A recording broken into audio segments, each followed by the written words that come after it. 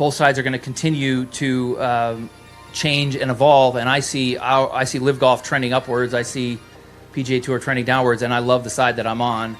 I certainly don't see the PGA Tour trending downward at all.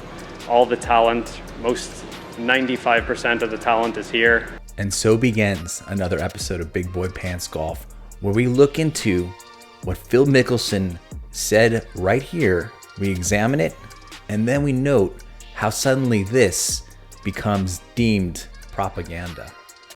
For this video, I turned to the Oxford Dictionary definition of propaganda. Information, especially of a biased or misleading nature, used to promote or publicize a particular political cause or point of view. He was charged with distributing enemy propaganda.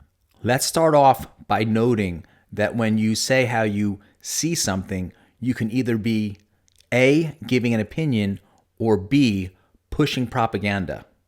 Let's look at both uses, A and B. What I find particularly fascinating is that Phil Mickelson says, I see, instead of I think. Oftentimes, when you say you see something, such as, I see the Cowboys doing really well this year, you're just giving your opinion. You're just telling people what you believe. This isn't propaganda.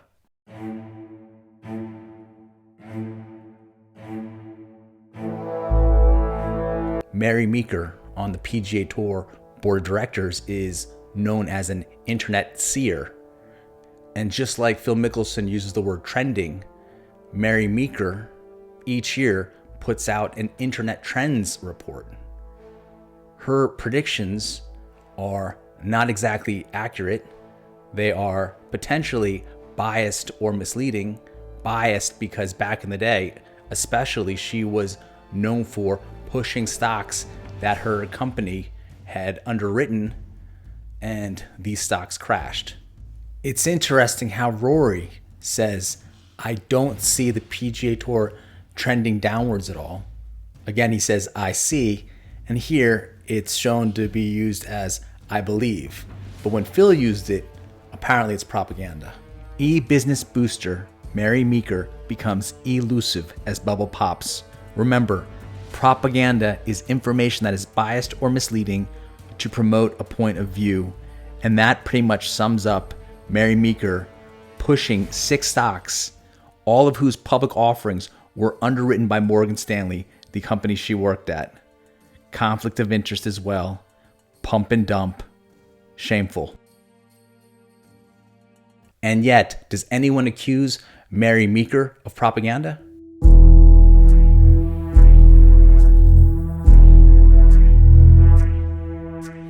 Rory McIlroy is the first person to say that what Phil Mickelson said is propaganda. Whereas since LIV started, Rory McIlroy has been putting out propaganda. Remember back in February when Rory thought that the Saudi Golf League was dead in the water. His statement would more readily fall under the definition of propaganda than Phil Mickelson just giving out his opinion that LIV is doing well, and compared to the PGA Tour, he sees LIV as a better opportunity in the future. I guess for them to be talking the way they are, it's bold, and it's, I think, there's a ton of propaganda being used and all sorts of stuff, but once Rory dubbed Phil Mickelson's comments, the ones you saw earlier in the video, as propaganda, watch as Eamonn Lynch of the Golf Channel now wants to use the word propaganda. On cue, Eamonn Lynch of the Golf Channel and Golf Week, as LIV golf season winds down, the propaganda war is just getting started. Ladies and gentlemen of the jury, it is my contention with that headline that Eamonn Lynch, the Golf Channel, and all its little minions have declared propaganda war on the LIV Golf Tour. Eamonn Lynch starts off his article by bringing up Edward Bernays, the godfather of American propaganda. A rubber stamp inked with advertising slogans, with editorials, with published scientific data, with the trivialities of tabloids and the profundities of history, but quite innocent of original thought, was how Bernays summarized his methodology, which is exactly every Eamonn Lynch article.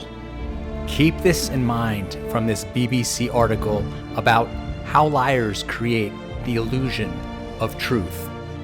Repetition makes a fact seem more true, regardless of whether it is or not.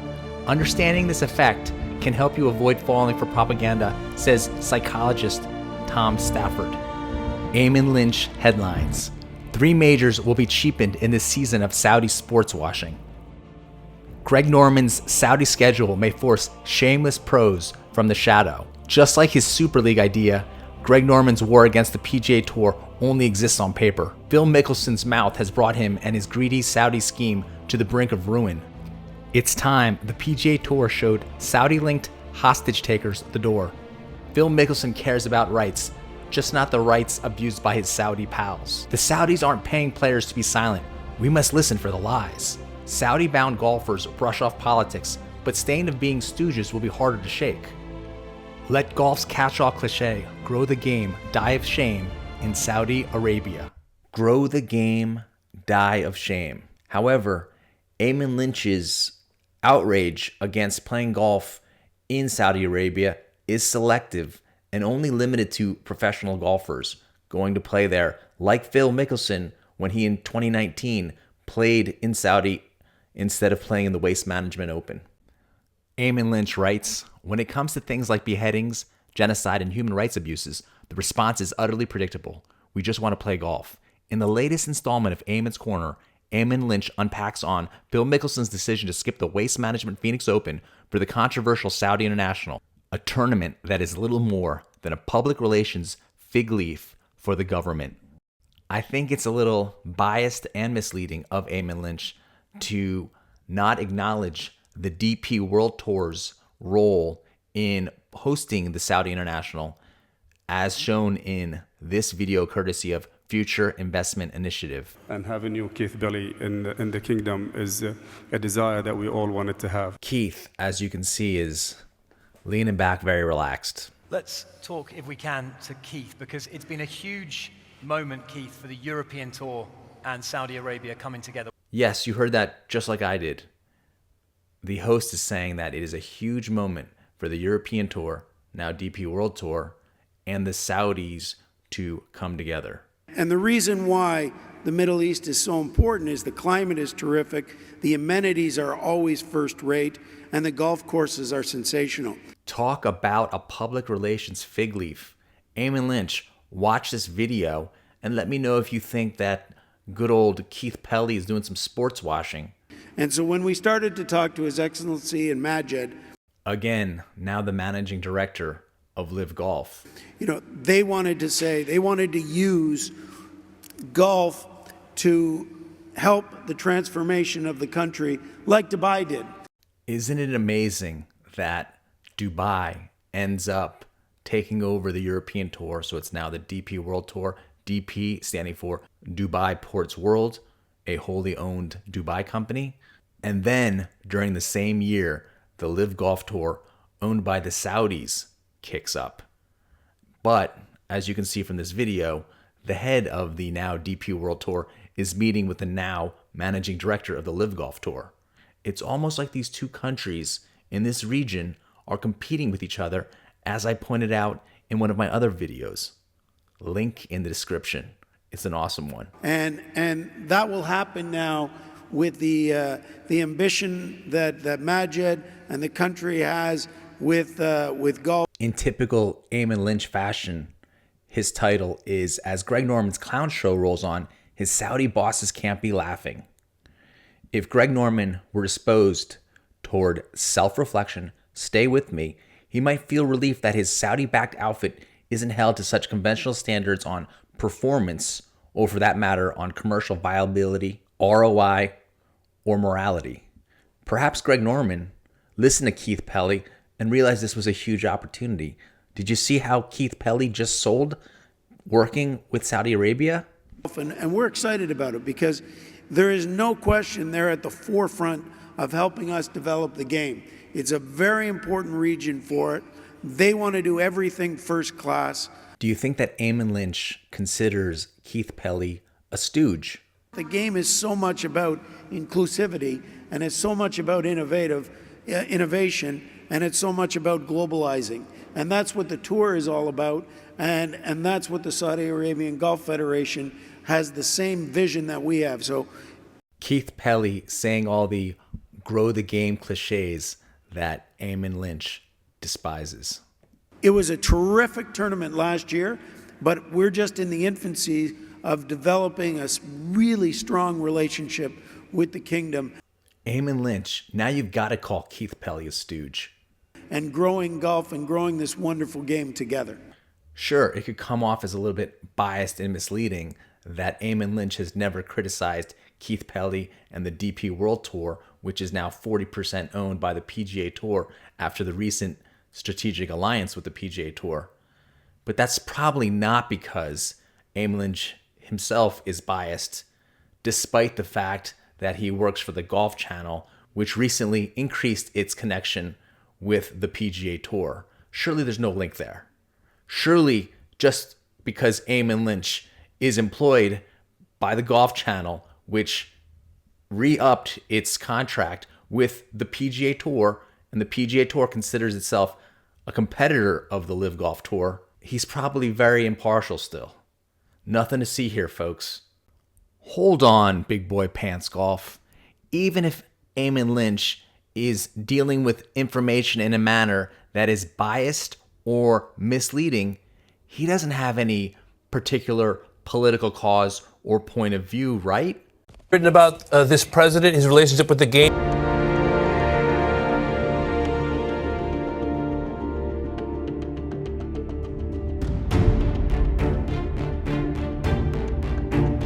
And in terms of reputation, this was announced it was going to Bedminster in 2014, but the Trump relationship became slightly problematic when he started to run for office in 2015, and then by the time we got to last Wednesday, it had become downright toxic.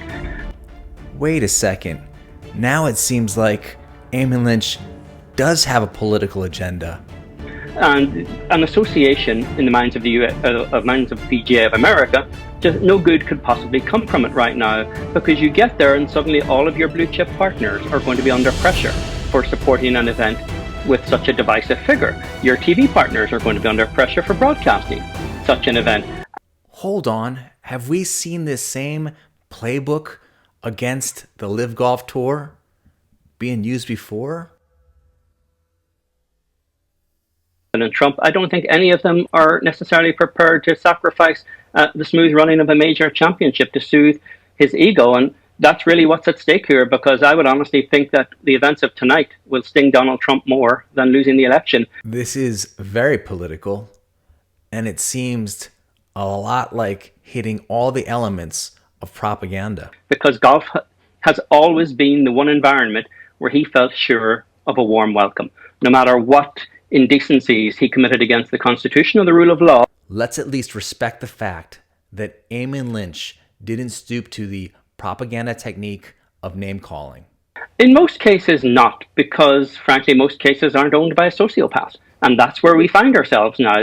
Donald Trump has always been a problematic figure in sport, in golf in particular. He's a grandiose figure. He's something of a blowhard, always has been.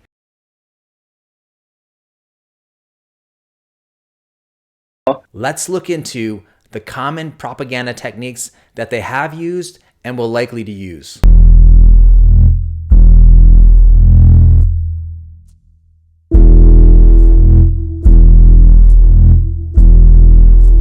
Rex, you mentioned it. You have covered an awful lot of golf over the years. After being there in person, did you change any of your opinions about this series? We all know that Rex Hoggard, a minion of the Golf Channel, hasn't changed his opinion. But let's watch him immediately pivot into a point he'd like to focus on. It didn't really change the opinions about this series. I will say that one of the stories I wanted to go down and work on, and we've heard sort of anecdotally about how this has fractured relationships between longtime friends, players on the PGA Tour who ended up going to LIV that aren't friends with those players who remained on the PGA Tour. And we've seen it. I talked with Graham McDowell a few weeks ago about the idea that those relationships just aren't the same. He didn't mention Rory McIlroy by name, but we know how close those two were. And yes, back in September, Rex Hoggard wrote an article about Graham McDowell suggesting that the players themselves should vote on whether the LIV Golf players can play in European tournaments. So this presented a challenge to the PGA Tour and the DP World Tour, because what if these players are thinking for themselves and they're like, hey, I actually like this guy. So now make sure that there's a huge rift between all the players. Good old buddy Rory can turn his back on Graham McDowell and say, you know what?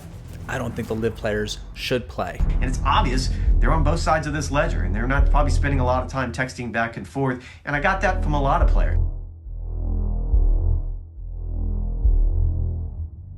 So I think there is an element to this that there are fractured relationships that probably will never be the same. I was also taken by the idea that I asked a number of players that if the opportunity ever arose, if they could come back to the PGA Tour, that maybe some sort of compromise was reached between LIV Golf and the PGA Tour, would they consider it? I was surprised how many players told me they would not, Jimmy. Folks, the LIV Golf Tour Propaganda War 2.0 is well underway. Watch as everything gets labeled propaganda and attributed to LIV. Don't let them gaslight you.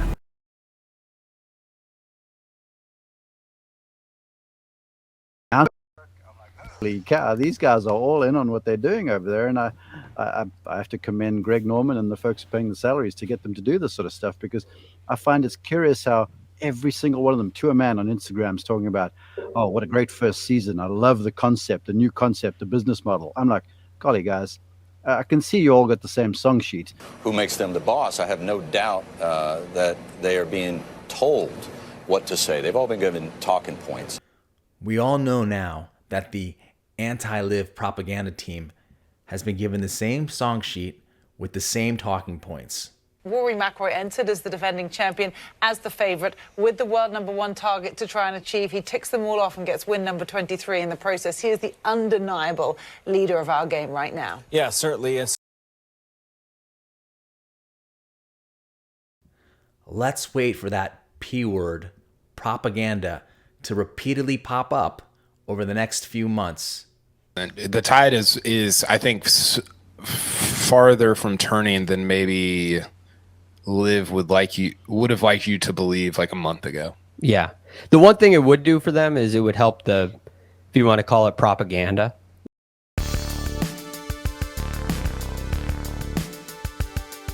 I am glad that you like Big Boy Pants Golf. If you want to help support the channel, buy a t-shirt. $20.